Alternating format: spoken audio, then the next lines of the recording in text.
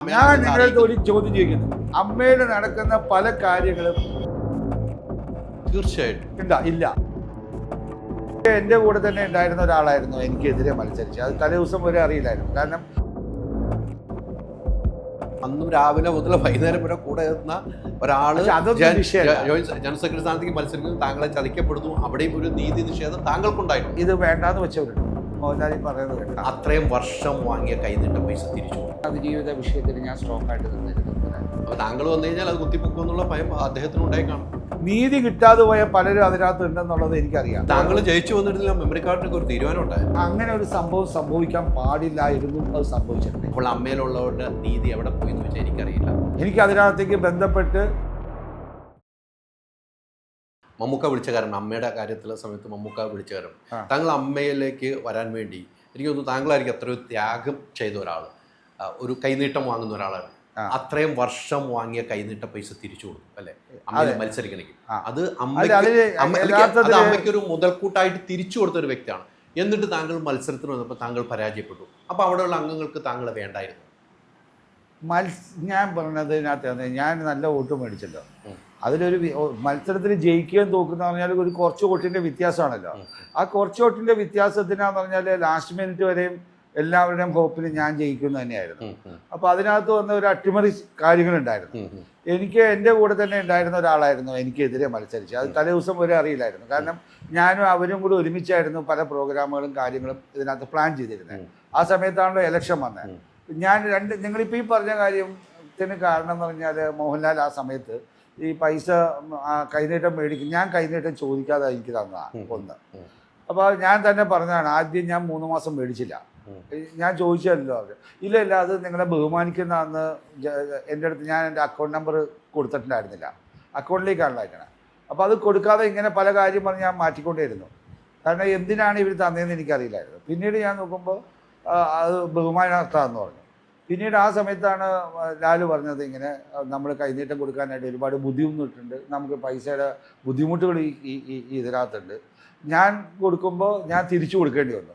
എനിക്ക് ശേഷം 2 വ്യക്തികൾ അലീസാറെല്ലാം വന്നിട്ട് അവർ ഈ പറയുന്ന ഇത് വേണ്ടാന്ന് വെച്ചവരുണ്ട്. മോഹൻലാൽ ഈ പറയുന്നത് കേട്ടിട്ട് 2 പേര് വന്നിട്ട് ഞങ്ങൾക്ക് ഇനി കൈനീട്ടം തരണ്ട എന്ന് പറഞ്ഞ ആൾക്കാർ വേറെ എനിക്ക് ശേഷം ഉണ്ടായിട്ടുണ്ട്. ഞാൻ ആ കിട്ടിയ പൈസ മുഴുവൻ തിരിച്ചു കൊടുക്കുകയില്ല.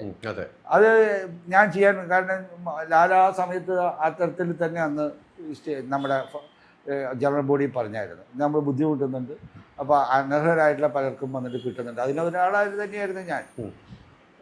എന്നെക്കാളും ഒരുപാട് ആവശ്യമുള്ളവർ തന്നെ അപ്പുറത്തുണ്ട്. അപ്പോൾ ആ പൈസ മേടിക്കാതിരിക്കുകയും ഞാൻ ആ പൈസ കയ്യിൽ വെച്ചുകൊണ്ടിരിക്കുന്നതിനകത്ത് ചിലപ്പോൾ എൻ്റെ വീട്ടിൽ പറഞ്ഞാൽ എല്ലാം നമ്മളെല്ലാം കൂടി തിരിച്ചു കൊടുക്കുക. അതിന് 2 കാരണങ്ങളുണ്ട്. ഒന്ന്, എൻ്റെ ലൈഫ് മെമ്പർഷിപ്പ് എനിക്ക് തിരിച്ചു വേണമായിരുന്നു, മനസ്സിലായോ? അത് ഞാൻ മേടിച്ചെടുക്കുകയായിരുന്നു. അത് നടക്കുന്നതിന് ഞാൻ പറഞ്ഞ ഒരു 4 വർഷം മുമ്പല്ലേ. അത് കഴിഞ്ഞിട്ടുള്ള അടുത്ത ഇലക്ഷൻ ഞാൻ നിന്നില്ലല്ലോ. അതിൻ്റെ അടുത്ത ഇലക്ഷനൊന്നും ഞാൻ നിന്നില്ല. ഈ തവണത്തെ ഇലക്ഷൻ ഞാൻ നിൽക്കാനൊരു കാരണം ഉണ്ടായിരുന്നു. അതിനുശേഷം ഞാൻ പണ്ട് നിന്നായിരുന്നു. അന്ന് ആരും ഈ പറയുന്ന ഇലക്ഷൻ ഇല്ല എന്നെല്ലാം പറഞ്ഞുകൊണ്ടിരുന്ന സമയത്ത് അന്ന് ഞാൻ ഇലക്ഷൻ നിന്നായിരുന്നു. അന്ന് ഞാൻ ചെറിയ വോട്ടിനാണ് തോറ്റുപോയത്. യഥാർത്ഥത്തിൽ ഫുൾ പാനലിനെതിരായിരുന്നു. മമ്മൂട്ടി മോഹൻലാലൊക്കെ അപ്പുറത്തായിരുന്ന സമയത്ത് ഒറ്റയ്ക്ക് എനിക്ക് തോന്നുന്ന കാര്യങ്ങൾ ഞാൻ ചെയ്യും, മനസ്സിലായില്ലേ? അന്ന് അത് ജയിക്കുമോ തോക്കുമോ എന്നുള്ളതല്ലായിരുന്നു വിഷയം യഥാർത്ഥത്തിൽ. അന്ന് ഏറ്റവും കൂടുതൽ സപ്പോർട്ട് എനിക്ക് തന്നെയായിരുന്നു, നിങ്ങൾക്ക് തന്നെ അറിയാമായിരുന്നു ശരിക്കും. അപ്പോൾ ഈ തവണയും അങ്ങനെ തന്നെയായിരുന്നു അതിൻ്റെ സംസാര വിഷയങ്ങളും കാര്യങ്ങളും എല്ലാം. അപ്പോൾ അതുകൊണ്ട് അവർക്ക് എന്നെ വേണ്ട എന്ന് പറഞ്ഞെന്ന് ഞാൻ ഒരിക്കലും തോന്നില്ല. ജയവ് തോക്കുമെന്ന് പറഞ്ഞാൽ മറ്റുള്ളവർക്ക് കുറച്ച് ഫേവർ ചെയ്യാനായിട്ടുള്ള ഒരുപാട് പേര് അതിനു വേണ്ടി പണിയെടുക്കാനുണ്ടായിരുന്നു. അതിലെന്താന്ന് അതിലെ ഏറ്റവും വലിയൊരു തമാശ എന്ന് പറഞ്ഞാൽ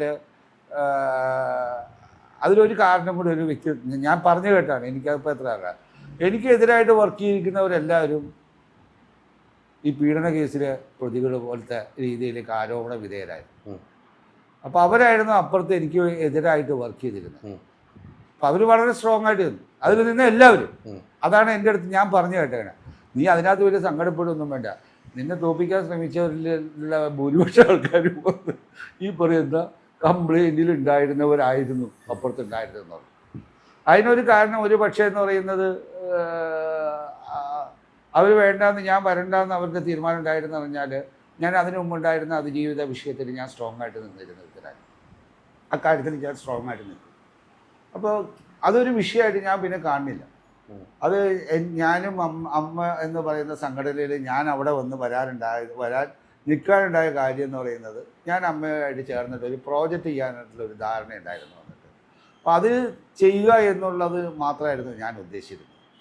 അപ്പോൾ ഞാനിവിടെ ഒരുപാട് കാര്യങ്ങൾ, ഫിലിം ഫെസ്റ്റിവൽസ്, അത് ഇതെല്ലാം ഞാൻ ചെയ്യുന്നുണ്ട് പുറത്ത്, താലൊക്കെ ആയിട്ട് ചേർന്ന്. അപ്പോൾ ഈ നമുക്ക് ചെയ്യാൻ പറ്റുന്ന പല കാര്യങ്ങളും എന്നെക്കൊണ്ട് അവിടെ ചെയ്യാൻ പറ്റുമായിരുന്നു. പല ഐഡിയാസ് നമ്മൾ അതിന് മുമ്പ്, ഇലക്ഷൻ വരുന്നതിന് മുമ്പ് തന്നെ നമ്മൾ ആ പ്ലാനിങ് ഇട്ടിട്ടുണ്ടായിരുന്നു അതിനകത്ത്. അതിന് വേണ്ടിയിട്ട് ഒരു വർഷമായിട്ട് നമ്മൾ നടന്നിരുന്നതാണ്. അപ്പോഴാണ് പെട്ടെന്ന് മോഹൻലാൽ രാജിവെക്കുകയും ഇലക്ഷൻ വരികയും ചെയ്തത്. അപ്പോൾ ആ സമയത്ത് എൻ്റെ അടുത്ത് പല സുഹൃത്തുക്കളും പറഞ്ഞു നിൽക്കാൻ പറഞ്ഞു. ഞാൻ അതിനു വേണ്ടി നിന്നു. അതിൽ ഇന്ന പൊസിഷനിൽ തന്നെ നിൽക്കാൻ പറഞ്ഞു. അത് നമ്മുടെ ഒരു ഐഡിയോളജിയുടെ ഒരു വിഷയം തന്നെയായിരുന്നു. അത് വേറൊന്നുമല്ല. അത് കാരണം അത് ഞാൻ അവരോടുള്ള വ്യക്തിപരമായിട്ടുള്ള ഒരു എതിർപ്പല്ല എനിക്കുള്ള, ഐഡിയോളജിക്കലി എതിർപ്പായിരുന്നു. അത് ഞാൻ ജയിക്കണം തോക്കണം എന്നുള്ളത് എൻ്റെ ഒരു വിഷയമല്ല. എൻ്റെ ഐഡിയോളജിയിൽ എനിക്ക് അങ്ങനെ ഒരു കാര്യം ഉണ്ടായിരുന്നു. തീർച്ചയായിട്ടും വന്ന്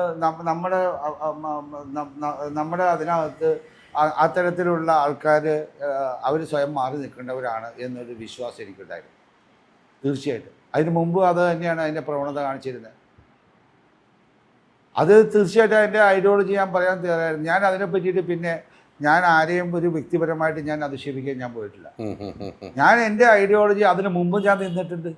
അന്ന് മുമ്പും നിങ്ങളല്ലേ വന്നേ അതിജീവിത വിഷയത്തിനകത്തേക്ക്, അല്ലേ? അന്ന് ആ പറയുന്നത് എന്നെ ആ ഇൻഡസ്ട്രിയിലിരിക്കുന്ന പലരും വന്ന് അതിനകത്ത് അങ്ങനെ പറയാനായിട്ട് മടിയുണ്ടായിരുന്നില്ലേ ആ സമയത്ത്?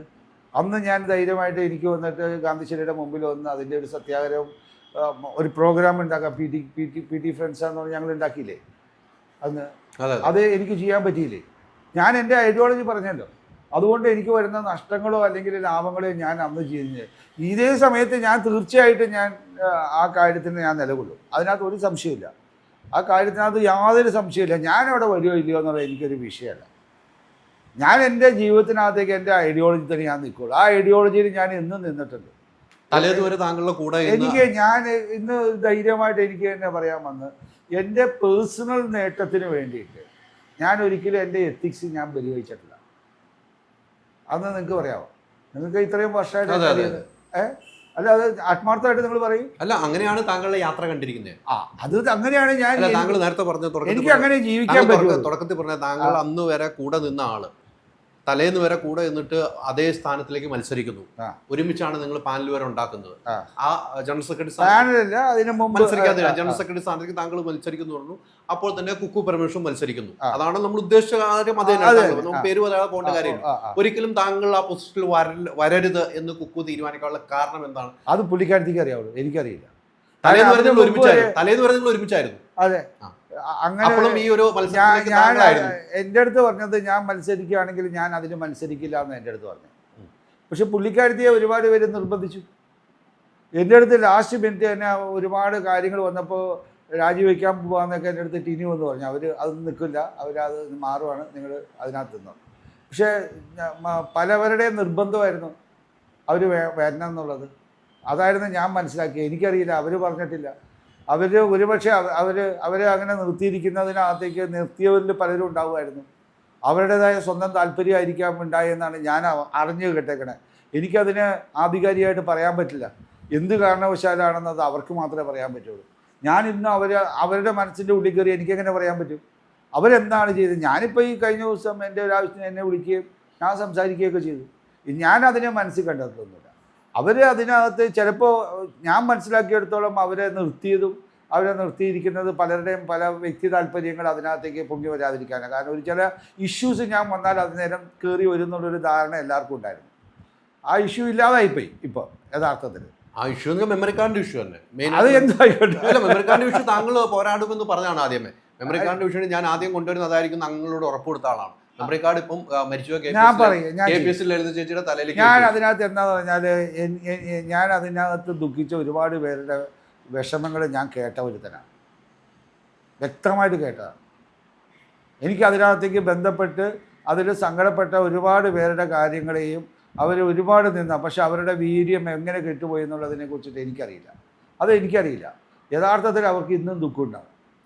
കാരണം അവരൊരു അങ്ങനെ ഒരു സംഭവം സംഭവിക്കാൻ പാടില്ലായിരുന്നു. അത് സംഭവിച്ചിട്ടുണ്ട് എന്നുള്ളതാണ് ഞാൻ ധരിച്ചിരിക്കുന്നത്. എൻ്റെ ധാരണ ശരിയാവണമെന്നില്ല, ഞാനത് വളരെ വ്യക്തമായിട്ട് പറയാം. ഞാൻ ധരിച്ചിരിക്കുന്നത് അങ്ങനെ ഒരു സംഭവം ഉണ്ടെന്നുള്ളതാണ്. എൻ്റെ ധാരണ അതാണ്. അങ്ങനെയാണ് ഞാൻ എന്നോട് വ്യക്തമായിട്ട് ഞാൻ വിശ്വസിക്കാവുന്ന അതിൽ ബന്ധപ്പെട്ട ആൾക്കാർ പറഞ്ഞേക്കണേ. മനസ്സിലായില്ലേ? അവരെ എനിക്ക് അവിശ്വസിക്കേണ്ട കാര്യമില്ല. അപ്പോൾ അതുകൊണ്ട് ഞാൻ അതിൽ നിൽക്കുകയാണ്. അപ്പോൾ ഞാൻ അതിൻ്റെ യാഥാർത്ഥ്യം എന്താണെന്ന് അറിയാനായിട്ട് ഞാൻ മുമ്പിൽ നിന്നാണ്, വളരെയധികം വിശകലനം ചെയ്ത് ഞാൻ നിന്നാണ്. അത് തീർച്ചയാണ്, ഒരു സംശയമില്ല. അതിപ്പോൾ ഞാൻ ഈ കാലത്ത് അത് പറയേണ്ട അല്ലെങ്കിൽ ഞാൻ അതിനകത്ത് തീർച്ചയായിട്ടും നിന്നാണ്. ഇന്നിപ്പോൾ ഇരിക്കുന്ന സമയത്ത് വന്നിട്ടുള്ള അങ്ങനെ ഒരു കാര്യത്തെ ഞാൻ എന്താണെന്ന് അറിയാമോ, പല സമയത്തും വന്ന് നമ്മുടെ സിനിമയിൽ വന്നിട്ടുള്ള അധികാര ദുർവിനിയം നടന്നിട്ടുണ്ട്. അത് തെറ്റാണ്. അതിനെതിരെ ഞാൻ ശബ്ദിക്കും. അതിപ്പോൾ എന്ത് തന്നെ സംഭവിച്ചാൽ അത് ആരായാലും ഒരു അധികാര ദുർവിനിയം. അതിന് പലപ്പോഴും പല കഥകളും പലതൊക്കെ ഉണ്ടാക്കാം. ഇപ്പം ഞാൻ ഈ പറഞ്ഞ പോലെ എൻ്റെ കാലത്തൊന്നും ഞാൻ അഭിനയിക്കുന്ന സമയത്തൊന്നും അത്രയധികം ആൾക്കാരൊന്നും അല്ല ഈ പറയുന്ന അവരാരും വന്ന് എനിക്ക് അനുഭവിക്കാൻ പറ്റിയിരിക്കുന്ന ആ നേട്ടങ്ങളൊന്നും ആ തലത്തിലേക്ക് വന്നവരുമല്ല അവരാരും. അപ്പോൾ അവർ പറയാൻ അവരുടേതായിട്ടുള്ള ന്യായങ്ങളുണ്ടാവും, ഓരോ കുറ്റങ്ങൾ പറയാനായിട്ട്. പക്ഷെ ഞാനൊരു കാര്യവും വ്യക്തമായിട്ട് എനിക്ക് നന്നായിട്ട് അറിയാം. നമ്മുടെ ഒരു ജീവിതം, നമുക്കൊരു ലൈഫ് ദൈവം തരുന്നതാണ്. നമ്മളതിനെ നമ്മളായിട്ട് തന്നെ വന്നിട്ട് ഒരു നേട്ടത്തിന് വേണ്ടിയിട്ട് നമ്മുടെ എല്ലാ മനസ്സാക്ഷിനെയും ബലി കൊടുത്തുകൊണ്ട് പോകുന്നതിനകത്തേക്ക് അർത്ഥമുണ്ടെന്ന് വിചാരിക്കുന്നവനെയല്ല ഞാൻ. എന്നെ സംബന്ധിച്ചോളം അതൊരു വിഷയമല്ല. എനിക്കങ്ങനെ ഇല്ല. പലപ്പോഴും അതുകൊണ്ട് ഞാൻ നിങ്ങളിപ്പോൾ ഈ പറഞ്ഞ പോലെ ലൈക്ക് അവൻ പറഞ്ഞ അവൻ്റെ ഒരു തീരുമാനത്തിൽ അവൻ നിൽക്കുന്നവനാണെന്ന്. ഞാൻ നിലപാടുകളിൽ ഉറച്ചു നിൽക്കുന്നവനാണ്. അതുകൊണ്ടാണ് എനിക്ക് PT ആയിട്ടുള്ള കാര്യം. എനിക്ക് നിലപാട് തറയുണ്ട്. ആ നിലപാടുകളുടെ തറയിൽ ഞാൻ ഉറച്ചു നിൽക്കുന്നത് കൊണ്ടാണ് ഞാനും PT ഒക്കെ ആയിട്ട് ഒരുമിച്ച് നല്ല ഫ്രണ്ടാകുകയും ആ PT ആൻഡ് ഫ്രണ്ട്സിൽ ഏറ്റവും മുഖ്യത്തിൽ ഒരാളായിട്ട് ആ സമയത്ത് ഞാൻ PT കൂടെ ഞാൻ നടക്കാനും കാരണമായത്. ഞങ്ങളതെല്ലാം വിശ്വസിച്ചിരുന്ന ഒരു കൂട്ടം ആൾക്കാരാണേ. എനിക്കതിനകത്തേക്ക് യാതൊരു സംശയമില്ലെന്നേ. അന്ന് അങ്ങനെ ഉണ്ടാവാൻ നേരത്ത് പലരും നിങ്ങൾക്കറിയാലോ ഇല്ലേ, പലരും പേടിപ്പിച്ചിട്ടില്ലേ ഇങ്ങനെ ഒരു കാര്യത്തിനകത്തേക്ക് ഇൻഡസ്ട്രിയിൽ നിന്ന് വന്നു കഴിഞ്ഞാൽ. അത് താങ്കൾ ജയിച്ചു വന്നിട്ടില്ല, മെമ്മറി കാർഡിനൊക്കെ ഒരു തീരുമാനം ഉണ്ടായിരുന്നു. ഞാൻ വന്നിരുന്നെങ്കിൽ തീർച്ചയായിട്ടും ഉണ്ടായിരുന്നു. അല്ല എങ്ങനെ അല്ല, ഞാൻ കൂടുതൽ അന്വേഷണത്തിന് ഞാൻ വിധേയമാക്കും. ഞാൻ ഒറ്റയടിക്ക് ഞാൻ അതിനെ കളയില്ല. ഞാൻ ഇപ്പൊ ഇരിക്കുന്നവരെ നെഗറ്റീവ് ചെയ്യുകയല്ല. വളരെ ലളിതമായി ക്ലോസ് ചെയ്ത് വാർത്താ സമ്മേളനം നടത്തി ആളുകളുടെ മുമ്പിൽ പരിഹാസം നടത്തി പിരിവായത് ആ കേസ്. അത് എനിക്കതിനകത്ത് വിഷമമുണ്ട്. നീതി കിട്ടാതെ പോയ പലരും അതിനകത്ത് ഉണ്ടെന്നുള്ളത് എനിക്കറിയാം. അത് തികച്ചും തെറ്റായിട്ട് വിശ്വസിക്കുന്ന ഒരുത്തനാണ് ഞാൻ. അതിനെ ഞാൻ ആ പറയുന്ന ഇഷ്യൂവിനെ എനിക്കിപ്പോൾ അത് നമ്മുടെ വിഷയമല്ല. യഥാർത്ഥത്തിൽ നമ്മുടെ വിഷയത്തിനകത്തേക്ക് അത് അല്ല ഇപ്പോൾ. കാരണം അവരാണ് സംസാരിക്കേണ്ടത്. നീതി നിഷേധിക്കപ്പെട്ടിട്ടുണ്ടെങ്കിൽ അവരാണ് സംസാരിക്കേണ്ടത്, ഞാനല്ല അതിനെക്കുറിച്ച് സംസാരിക്കേണ്ടത്. നിങ്ങളിപ്പോൾ ചോദിച്ചതുകൊണ്ട് നീതി നിഷേധിക്കപ്പെട്ടവരുടെ കൂടെ ആയിരിക്കും താങ്കൾ. അതെപ്പോഴും അതെ, ഞാൻ നീതി നിഷേധിക്കപ്പെട്ടവരുടെ കൂടെയാണ്. പക്ഷെ അതിൻ്റെ ചോദ്യം ചോദിക്കേണ്ടവർ നീതി നിഷേധിക്കപ്പെട്ടവരാണ്. അത് ശരിക്കും പറയുന്നത് ന്യായമല്ല എന്ന് വിശ്വസിക്കുന്ന ഒരുത്തനാണ് ഞാൻ. അങ്ങനെയല്ല നമ്മളിവിടെ വേണ്ടത്. നിങ്ങൾ വിചാരം ഇന്ന് ഇത് മാറപ്പെടുക അല്ല, നാളെയും ഇത് പൊങ്ങി വരാം. ഇന്നും അത് തീർന്നു എന്നുള്ളതൊന്നുമില്ല, നാളുകളിലും ഇത് പൊങ്ങി വരാം. പിന്നെന്താ ഇപ്പം ഇരിക്കുന്ന കാരണം എന്ത് വേണമെങ്കിലും ഈ ഇരിക്കുന്ന ഗവൺമെൻറ് മാറിയാൽ പഴയ കാര്യങ്ങൾ പൊങ്ങി വരുമോ ഇല്ലയോ എന്ന് അറിയില്ലല്ലോ നമുക്ക്. ഇപ്പം ഞാൻ നിങ്ങളുടെ ഒരു ഇത് കണ്ടു, പല ഉദ്യോഗസ്ഥരും ഈ പല ഹേമ കമ്മിറ്റി പൊടിയെട്ടി എടുക്കാൻ പോവാണ്. അത് എടുക്കുമ്പോൾ ഇതെല്ലാം കയറി വരില്ലേ? ഒന്നും മാത്രമല്ലല്ലോ വരിക. ഹേമ കമ്മിറ്റി വന്നപ്പോൾ ഉണ്ടായ സംഭവം, ഹേമ കമ്മിറ്റിയിലുള്ളവരൊക്കെ രക്ഷപ്പെടുകയും പിന്നീട് എസ്റ്റേറ്റ് രൂപീകരിച്ച് ചില ആളുകളെ ബലിയാടാക്കുകയും ചെയ്തിട്ടുണ്ട്. അതെല്ലാം പൊങ്ങി വരണം. അല്ല, എനിക്ക് ഇതിനെക്കുറിച്ചിട്ട് ആധികാരികമായിട്ടൊന്നും പറയാൻ പറ്റിയെന്നില്ല. പക്ഷേ ആർക്കെങ്കിലും നീതി നിഷേധിക്കപ്പെട്ടിട്ടുണ്ടെങ്കിൽ തികച്ചും തെറ്റാണെന്ന് വിശ്വസിക്കുന്ന ഒരുത്തനാണ്. ആർക്കും അത് ആരോപണരായാലും ഇല്ലാത്ത ആരോപണം വിധേയരായവരായാലും നീതി നിഷേധിക്കപ്പെടുന്നത് ശരിക്കും വന്നിട്ട് ഒരു നീതിയുക്തമായ ഒരു കാര്യമല്ല എന്ന് പൂർണ്ണമായിട്ടും വിശ്വസിക്കുന്ന ഒരുത്തരാണ്. അതൊരു സത്യം തന്നെയാണ്. നമ്മൾ ഞാൻ ചോദിക്കുന്നതെന്ന് പറഞ്ഞാൽ അത് പലപ്പോഴും ഈ കാലഘട്ടത്തിന് അല്ലെങ്കിൽ അതൊരു ചരിത്രത്തിൻ്റെ ഭാഗം തന്നെയാണ്. പലരെയും ഒന്നും അല്ലാത്തവരെ വന്നിട്ട് കള്ളനായിട്ടോ അല്ലെങ്കിൽ ഏതെങ്കിലും കുറ്റവാളിയായിട്ടോ പലപ്പോഴും ചെയ്യാത്ത കുറ്റത്തിന് ശിക്ഷ അനുഭവിക്കേണ്ടി വന്നവരുടെ ചരിത്രമുള്ളത് ലോകമാണ്. അതൊക്കെ സംഭവിക്കാറുണ്ട്. തികച്ചും അതിനെക്കുറിച്ചിട്ട് നമ്മളെപ്പോഴും സഹതപിക്കാറുണ്ട്. നിങ്ങളൊരു സിനിമ കാണുമ്പോൾ മാത്രമല്ല സങ്കടപ്പെടേണ്ടത്. ഒരു എല്ലാ സിനിമകളിലും ആക്ച്വലി നീതിക്ക് വേണ്ടിയുള്ള ഒരു പോരാട്ടമാണ്. ആ നീതിക്ക് വേണ്ടിയുള്ള ഒരു പോരാട്ടത്തിൽ അവർ ജയിക്കുകയാണെങ്കിൽ നിങ്ങൾ സന്തോഷിക്കുകയും അവർ തോക്കുകയാണെങ്കിൽ നിങ്ങൾ സങ്കടപ്പെടുകയും ചെയ്യുമ്പോൾ നിങ്ങൾ അതിനോട് താരതമ്യം ചെയ്യുന്നു എന്നുള്ളതല്ലേ അതിൻ്റെ അർത്ഥം. അപ്പോൾ അത് എന്തുകൊണ്ട് നിങ്ങളുടെ സ്വന്തം ജീവിതത്തിൽ നിങ്ങൾ ചെയ്യുന്നില്ല? എന്തുകൊണ്ട് നീതി സിനിമയിൽ മാത്രം വേണം, മറ്റേ സ്വന്തം ജീവിതത്തിൽ അത് വേണ്ട എന്നുള്ളത് പറയുന്നതിനകത്ത് എന്താ അർത്ഥം ഇരിക്കുന്നത്? ആ സിനിമ നമ്മുടെ ജീവിതത്തിൻ്റെ ഒരു വശത്തിനല്ലേ സിനിമയിലൂടെ കാണാൻ ശ്രമിക്കുന്നത്. അവിടെ മാത്രം നമ്മൾ പറയുന്നത് നീതി വേണം ഇല്ലേ? അവിടെ ഏതെങ്കിലും ഒരു സിനിമ നീതി കിട്ടാതെ പോകുമ്പോൾ നിങ്ങൾ വിഷമിക്കുകയല്ലേ? ശരിയാണ്. താങ്കൾ പറഞ്ഞു ഒരു രാത്രി കൊണ്ട് താങ്കൾ നിൽക്കേണ്ട സ്ഥാനത്തേക്ക് കൂടെ എന്ന് അന്നും രാവിലെ മുതൽ വൈകുന്നേരം വരെ കൂടെ എന്ന ഒരാൾ ജനറൽ സെക്രട്ടറി സ്ഥാനത്തേക്ക് മത്സരിക്കുന്നു, താങ്കളെ ചതിക്കപ്പെടുന്നു. അവിടെയും ഒരു നീതി നിഷേധം താങ്കൾക്കുണ്ടായിട്ടുണ്ട്.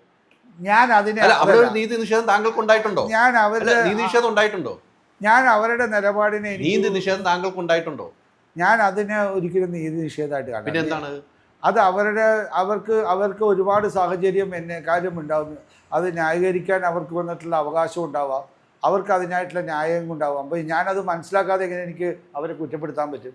എനിക്ക് അവർ നിന്നതിനെ കുറ്റപ്പെടുത്താൻ പറ്റില്ല. അത് അവരുടെ അവകാശം പറഞ്ഞു. നമ്മുടെ കൂടെ അതല്ല, അതിനെ ഞാൻ ഒരിക്കലും കുറ്റപ്പെടുത്തില്ല. അവർ നിൽക്കാൻ എൻ്റെ അടുത്ത് ഇങ്ങനെ പറഞ്ഞതൊക്കെ സത്യമാണ്. ഞാൻ നിൽക്കുവാണെങ്കിൽ നിൽക്കില്ല, അവസാന സമയത്ത് അതിന് അങ്ങനെ ഞങ്ങൾ കൊടുത്തു കഴിഞ്ഞപ്പോൾ ഉണ്ടായെങ്കിൽ പോലും. പക്ഷെ അത് അവരെ കുറ്റം പറയാൻ പറ്റില്ല. കാരണം അവർ പല കാര്യത്തിനകത്തേക്കും വന്നിട്ടുള്ള അവരുടേതായ ന്യായം ഉണ്ടാവും. മെമ്മറി കാർഡിലെ മെയിൻ ആളായിരുന്നു മെമ്മറി കാർഡ്. അത് താങ്കൾക്കും അറിയാം. അപ്പോൾ താങ്കൾ വന്നു കഴിഞ്ഞാൽ അത് കുത്തിപ്പൊക്കുമെന്നുള്ള ഭയം അദ്ദേഹത്തിനും ഉണ്ടായി കാണും. പറയാൻ പറ്റില്ല. അല്ല, ഞാൻ എന്താ നമ്മൾ ഊഹത്തിലൂടെ ഒരു കാര്യം പറയുന്നത്. ഊഹാബോധമല്ല, സത്യസന്ധമായ കാര്യം നമ്മൾ തുറന്നു വയ്ക്കുന്ന ആർജവത്തോട് ഞാൻ തുറന്നു വയ്ക്കുന്ന ആർജവത്തോട് മറുപടി ഞാൻ എനിക്ക് വ്യക്തമായിട്ട് ഇപ്പം നിങ്ങൾ അറിയുന്ന പല കാര്യങ്ങളും എനിക്ക് നിങ്ങൾ അറിയുന്നത്രയും അമ്മയുടെ കാര്യങ്ങൾ അറിയാൻ പാടില്ല. അത് സത്യമാണോ? ആണോ? നിങ്ങൾ തമ്മിൽ എനിക്ക് അമ്മയോട് അത്ര സ്നേഹമുള്ളതുകൊണ്ട് ഞാൻ അതായിരിക്കാം. ഞാൻ നിങ്ങളുടെ ഒരു ചോദ്യം ചോദിക്കുന്നു. അമ്മയുടെ നടക്കുന്ന പല കാര്യങ്ങളും നിങ്ങൾ അറിയുന്നിടത്തോളം എനിക്കറിയാമെന്നുള്ളൊരു വിശ്വാസം നിങ്ങൾക്കുണ്ടോ? തീർച്ചയായിട്ടും ഇല്ല. ഞാൻ അറിയുന്നത് അത്രയും നിങ്ങൾ അറിയുന്നില്ല. ഇല്ല, അതാണ് സത്യം. അത് കറക്റ്റാണ്. നിങ്ങൾ അറിയുന്ന അത്രയും എനിക്കറിയാൻ പറ്റില്ല. കാരണം ഞാൻ ഉള്ളിലേക്ക് എഴുതുന്നില്ല. ഞാൻ കേട്ട് കേൾവി മാത്രം. മാധ്യമപ്രവർത്തനമല്ല, അപ്പൊ നമ്മളെല്ലാം കണ്ടുപിടിക്കാന്നുള്ള. അല്ല, അത് ഞാൻ അതുകൊണ്ട് എന്താ പറഞ്ഞാൽ നിങ്ങൾ ചോദിക്കുന്ന എല്ലാ ഉത്തരത്തിനും എനിക്കൊരു കറക്റ്റായിട്ടൊരു എനിക്ക് അറിയാവുന്നതല്ലേ പറയാൻ പറ്റുള്ളൂ. ഞാൻ നിൽക്കുന്ന നിലയിൽ എനിക്കൊരു നിലപാടുണ്ട്, അതിനകത്ത് ഞാൻ മാറില്ല. അത് എനിക്ക് കറക്റ്റാണ്. ഞാൻ അതിനുവേണ്ടി നിന്നിട്ടുണ്ട്. ഞാൻ നീതിക്ക് ഇല്ലാത്തൊരു കാര്യം ഇനിയും നിൽക്കുകയും ചെയ്യും. ഞാൻ നിൽക്കും. എൻ്റെ ജീവിതത്തിനകത്തേക്ക് എന്നറിയാം, ഞാൻ ഇത്രയും പ്രായമായില്ലേ എൻ്റെ ഹൈദരാലി, ഇനി ഞാൻ ഇരിക്കുന്ന ഇത്ര കുറച്ച് വർഷം കൂടി ഞാൻ എൻ്റെ ജീവിതത്തിനകത്തേക്ക് ഇതുവരെ എന്നെ വന്നിട്ട് ഒരാൾ ബാക്ക് സ്റ്റാബ് ചെയ്തെന്ന് പറയാനായിട്ട് ഒരാൾ നിങ്ങൾക്ക് പറയാമോ? ഞാൻ ഒരാളെ പറ്റി നിങ്ങളുടെ അടുത്ത് പരദൂഷണം പറഞ്ഞ് നിങ്ങൾക്ക് പറയാമോ? താങ്കൾ പോരാടുക, താങ്കളുടെ പോരാട്ടം. അല്ല, ഞാൻ പോരാടും. രവീന്ദ്രൻ മാറി എനിക്കറിയേണ്ടതല്ല. ഞാൻ അവനിങ്ങനെയാണ് ഇവനിങ്ങനെയാണെന്ന് ഞാൻ എപ്പോഴെങ്കിലും പറഞ്ഞത് നിങ്ങൾ കേട്ടോ? അല്ല, നമ്മുടെ ഒരു വിഷയം എന്നറിയോ? ചേട്ടാ, നമ്മുടെ ഒരു വിഷയം എന്ന് വെച്ചാൽ നമ്മൾ നിലപാടുകൾ ഉറച്ചിരിക്കണം. ഞാൻ ഇപ്പോഴും പറയുന്നു, താങ്കൾ അമ്മയുടെ ജനറൽ സെക്രട്ടറി ആയിട്ട് മത്സരിക്കുമെന്ന് തലേന്ന് വൈകിട്ട് 4 മണി നമ്മൾ സംസാരിച്ച് താങ്കളാണെന്ന് എനിക്കറിയാം. പിറ്റേന്ന് പത്രിക പിൻവലിക്കുന്ന സമയം വരെ താങ്കൾ തന്നെയാണ്. പെട്ടെന്ന് സുപ്രഭാതത്തിൽ താങ്കളെടുത്ത് ഉറപ്പ് തന്ന ആള്, ആ വനിത, ഞാൻ ഇതിലേക്ക് മത്സരിക്കുമെന്ന് പറയുന്നു. അവിടെ ഗൂഢാലോചനയുണ്ട്. താങ്കൾ വരാൻ പാടില്ല എന്ന് ലക്ഷ്യബോധമുണ്ട്. താങ്കൾ വന്നാൽ ജയിച്ചു കഴിഞ്ഞാൽ മെമ്മറി കാർഡ് ഉൾപ്പെടെയുള്ള വിഷയത്തിൽ താങ്കൾ ഇടപെടുന്ന സ്ട്രോങ് നിലപാട് അതിനു മുമ്പ് മാധ്യമങ്ങളുടെ മുമ്പിൽ പറഞ്ഞ ഒരാളാണ്. അതുകൊണ്ട് മാത്രമാണ് താങ്കളെ മാറ്റി നിർത്തി അതിൽ ആരോപണ വിധേയായ വനിത മത്സരിക്കുകയും ജയിക്കുകയും ചെയ്തത്. അപ്പോൾ അമ്മയിലുള്ളവരുടെ നീതി എവിടെ പോയി എന്ന് വെച്ചാൽ എനിക്കറിയില്ല. ആ നീതിക്ക് വേണ്ടി താങ്കൾ ഇനിയും അമ്മയിൽ പോരാടും. ഞാൻ അത് മാത്രമല്ല, ഞാനൊരു കാര്യം ഓപ്പണായിട്ട് പറഞ്ഞായിരുന്നു. വന്നിട്ട് ഇതുമായിട്ട് ബന്ധപ്പെടാതെ പോയിരിക്കുന്ന പലരും. ഐ മീൻ ഇതിൽ നിന്ന് പുറത്തോട്ട് പോയിരിക്കുന്നവരെ എനിക്ക് വന്നിട്ട് ഗർവാപ്പസ് നിന്ന് തിരിച്ചു കൊണ്ടുവരണം എന്നുള്ളൊരു ആഗ്രഹം എനിക്കുണ്ടായി. ഒറ്റക്കെട്ടായിട്ട് നിൽക്കണമെന്നേ അമ്മയുടെ ആക്ടേഴ്സ് മലയാളത്തിൽ. നമ്മളെല്ലാം ഒരു ഫാമിലി അല്ലേ. നിങ്ങൾ എന്ത് പറഞ്ഞത് രണ്ടായിട്ട് നിന്ന് അങ്ങോട്ടും ഇങ്ങോട്ടും തമ്മിൽ തരേണ്ട കാര്യമില്ല. ശരിക്കും യഥാർത്ഥത്തിൽ എൻ്റെ വിശ്വാസം ഞാൻ പറഞ്ഞത്, നമ്മൾ ഒരുമിച്ച് നിൽക്കേണ്ട, നമ്മൾ ഒരുമിച്ച് നിൽക്കുന്നതിൻ്റെ ശക്തി വേറെയാണ്. നമ്മൾ അത് അങ്ങനെ മാറിപ്പോണ്ട. ഒരു തെറ്റിദ്ധാരണ ഉണ്ടായി ഒരു വിഷമം ഒരാൾക്ക് ഉണ്ടായിട്ടുണ്ടെങ്കിൽ അവിടെ ഈഗോയിനേക്കാളും കൂടുതൽ ഞാനുണ്ടെങ്കിൽ ഞാൻ പോയി അവരോട് എനിക്ക് എല്ലാവരുടെ ആക്സസ് ഉണ്ട്. അപ്പോൾ അന്ന് മാറിയിരിക്കുന്ന പലരുമായിട്ട് എനിക്ക് ആക്സസ് ഉണ്ട്, നന്നായിട്ടുണ്ട്. അവരെല്ലാവരും, കാരണം അവരെല്ലാം എൻ്റെ കോവർക്കേഴ്സായിട്ട് അഭിനയിച്ചിട്ടുള്ളവരാണ്. ഞാനുമായിട്ട് നല്ല സംസാരമുള്ളവരാണ് ശരിക്കും. എനിക്ക് നന്നായിട്ട് അറിയാം. ഇപ്പോൾ രേവതി ഞാനുമായിട്ട് ബ്രദർ ആൻഡ് സിസ്റ്ററായിട്ട് ഒരു പടം അഭിനയിച്ചിട്ടുണ്ട്. ഞങ്ങൾ ജീവിക്കുകയായിരുന്നു അവിടെ ബ്രദർ ആൻഡ് സിസ്റ്ററായിട്ട്. ആ ഷൂട്ടിന് പുറത്ത് ഒരു പാത്രത്തിൽ നിന്ന് ഭക്ഷണം കഴിച്ചുകൊണ്ട്. ഈ കഴിഞ്ഞ പ്രാവശ്യം ഞാൻ കണ്ടപ്പോഴും രേവതി അത് സൂചിപ്പിച്ചു. എത്രയോ 20-30 വർഷങ്ങൾക്ക് മുമ്പ് ചെയ്ത റോളാണ്. മനസ്സിലായ? ഞങ്ങൾ രണ്ടുപേരും ഒരു സിസ്റ്റർ ആൻഡ് ബ്രദറായിട്ട് ചെയ്യാം. ഞങ്ങൾ രണ്ടുപേരും ബിഹേവിയർ അത് കഴിഞ്ഞപ്പോൾ ഓൾമോസ്റ്റ് സിസ്റ്റർ ആൻഡ് ബ്രദറെ. പക്ഷെ അത് ആ പടത്തിൽ എല്ലാം ഞങ്ങൾ ഒരുപാട് ഇമ്പ്രവൈസേഷൻ ചെയ്തേ. ആ ഒരു കുസൃതിയുള്ള ഒരു ബ്രദർ ആൻഡ് സിസ്റ്ററായിട്ട്. അത് അന്ന് ചെയ്യാൻ പറ്റി. നമ്മളൊരു 35 വർഷം മുമ്പ് നടന്ന ഒരു പടത്തിൻ്റെ കാര്യം ഞാൻ പറഞ്ഞത്. 35-36 വർഷം മുമ്പ്. 36 അല്ല, അതിൽ കൂടുതലുണ്ടാവും. കാരണം 35-38 വർഷം മുമ്പ്.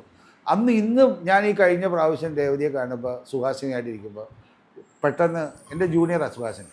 അപ്പോൾ എൻ്റെ അടുത്ത് രേവതി ആ കാര്യത്തെ സൂചിപ്പിച്ചു, ആ പടത്തിനെ പറ്റിയിട്ട് പറഞ്ഞത്. ആ സമയത്തെ ഇന്നും ആ ഒരു ബ്രദർ സിസ്റ്റത്തിൻ്റെ ബന്ധം നമുക്ക് തോന്നിയിട്ടുണ്ട് ഉള്ളിൽ അന്ന് ആഴത്തിൽ. ഇപ്പോൾ എനിക്ക് സംസാരിക്കാൻ പറ്റും, എനിക്ക് ഉറപ്പാണ്. കാരണം എന്നെ സംബന്ധിച്ചോളം എന്ന് പറയുന്നത് ആക്ച്വലി സിനിമ ഒരു ഫാമിലിയാണ്. ഞങ്ങൾ അങ്ങനെയായിരുന്നു ഉണ്ടായിരുന്നത്. നിങ്ങളറിയാമോ, ഞങ്ങളുടെ കാലഘട്ടത്തിൽ ഒരു റൂമിലെല്ലാവരും ഒരു റൂമിൽ, ഇപ്പോൾ മമ്മൂട്ടി ഞാനൊക്കെ കിടക്കുന്ന ഒരു ഫോട്ടോ ഇപ്പോൾ വൈറലാണ്, ഷർട്ടില്ലാതെ ബെഡിൽ കിടക്കുന്നത് അല്ലേ. എന്ന് പറഞ്ഞാൽ ഒരാളുടെ മമ്മൂട്ടിയുടെ റൂമിലായിരിക്കും ഞങ്ങളെല്ലാം ചിലപ്പോൾ പോയി കിടക്കുന്നത്. ഞാൻ മദ്രാസിലുണ്ടായിരുന്ന സമയം, മദ്രാസിൽ നിൽക്കുന്ന ഇവർ രണ്ടുപേരും രതീഷും മമ്മൂട്ടിയും വരും അവിടെ താമസിക്കാൻ വുഡ്ലാൻഡ്സിൽ. ഞാൻ എൻ്റെ സ്ഥലത്തല്ല താമസിക്കുന്നത്. ഞാൻ രാത്രി ഇവിടെ കിടന്ന് ഞാൻ രാവിലെ തമിഴ് പടത്തിന് പോകും, ഇവർ മലയാളം പടത്തിന് പോകും. രാമേന്ദ്രനുണ്ട് പപ്പുവേട്ടൻ്റെ മാനേജർ, പുള്ളി കഞ്ഞി ഉണ്ടാക്കേണ്ടി വരും രാത്രി. അപ്പോൾ അത് ഭയങ്കര കഞ്ഞി കിട്ടുക മദ്രാസിൽ ഭയങ്കര സംഭവം, കഞ്ഞിയും പയറും. അതൊക്കെ നമുക്ക് വേറെ ആളുണ്ടാക്കണ്ടേ, നമുക്കൊക്കെ ഹോട്ടൽ ഭക്ഷണമാണ്. അപ്പോൾ അതെല്ലാം അങ്ങനെ ഞങ്ങൾ ജീവിച്ചിരുന്ന ഒരു കാലഘട്ടം ഞങ്ങൾക്കുണ്ടായിരുന്നു. എല്ലാം ഒരുമിച്ച് ബന്ധം.